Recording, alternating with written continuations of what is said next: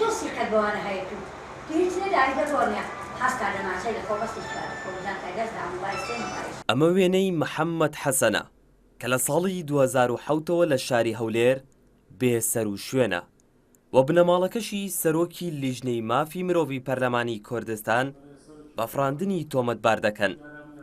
خوشکی محەممەد دەڵێت دوایین جار براکەیان لەگەڵ سۆران عومەر بووە، پێکەوە لە هەولێر نانیا خواردووە. دەشڵێت لەو کاتەدا براکەیان دەمانچەیەک و 3 موبایلی پێبووە. بۆتەی کەس و کارەکەی هەر لە سەرەتای ڕووداوەکەوە سکاڵایان تۆمار کردووە، بەڵام تا ئێستا هیچ ئەنجامێکی نەبووە. شکمان لەوە شکمان لێ هەیە لەبەر ئەوەی ئەو بۆ خۆی ئەو قستانی بۆ داناوە کە لەگەڵ برایەکەم بووە، دانی بۆ داداناوە کە لەگەڵ ئەو داحوەت بووە، بەڵام نایەتە بەردەم دادگا. برایەکەم بەسر بە سکاڵامان تۆمار کرد، بەڵام دادگا هەر نەیتوانی سۆران حومەر بێنێت، چکە سۆران حومەر هەڵات ماوەی ساڵێک خۆی دیار نەما.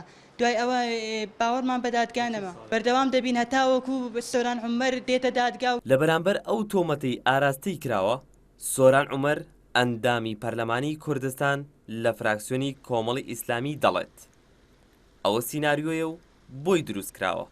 ئاماژە بۆش دەکات ڕۆژی 3/12 ساڵی 2007 داوەتی محەممەد حەسەنی هاوڕێی بووە کە ڕۆژنامەنووس بووە و لە شاری سلێمانیەوە چووە بۆ هەولێر، بۆ دوجار بینیوێتی و دواتر بێسەر و شوێن کراوە. کەیسە لە ڕاستیایکێکە لەو کەیسانەی لە لیژنەی مافەکانی مرۆڤ ئێمە بەرگریکاری ئەو خانەوادەین. ئەو خانەوادە قوربانین و کوڕێکیان 9 ساڵە بێسەر و شوێنە، لە بری ئەوەی دەستگای ئەمنی لە شاری هەولێر وەڵام بداتەوە بۆی چارەنووسی چی لێ هاتووە، دێن بەکاری دێنن بۆ ململانەیەک کە بەڕاستی گوناحە ئەم خانەوادەوا لێ بکرێ. من حورمەتم بۆیان هەیە. NRT هەوڵیدا لێدوانی پۆلیسی هەولێر لەسەر ئەو دۆسیە وەربگرێت، بەڵام پۆلیس ئامادە نەبوو هیچ لێدوانێک بدات.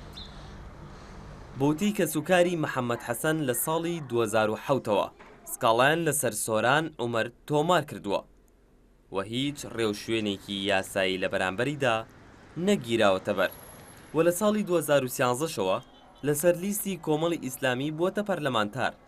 ئەوە لە کاتێکدا بە پێی یاسا هەر کەسێک کاندید بێت بۆ ئەندامی پەرلەمان پێشتر لەلایەن وەزارەتی ناوخۆ و دەستگا ئەمنیەکانەوە بە دوواداچوون بۆ ڕابردووی دەکرێت و نابێت تاوانی ئەنجامدا بێت.